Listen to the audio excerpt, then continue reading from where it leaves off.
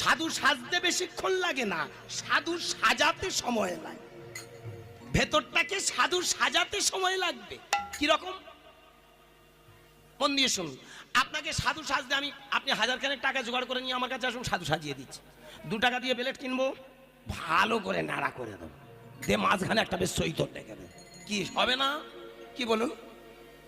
এইবার আপনি তিলক কাটবেন, 10 টাকা দিয়ে দশকর্মার দোকানে যাব, মাল চাবড়া খেনে কিনে নেব, জলে ভালো করে গুলে নেবো, নে সারা গায়ে মাখিয়ে দেবো। কিরকম লাগছে?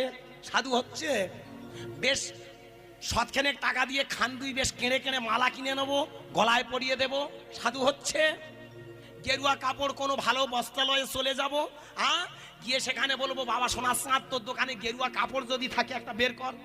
আর যদি যখন ক্রাইসিস হয়ে যাবে, পাওয়া যাবে না, তখন আমি একটা প্রসেস বলে দিই। দশকর্মার দোকানে গিয়ে বলবে, খানচারেক আপনি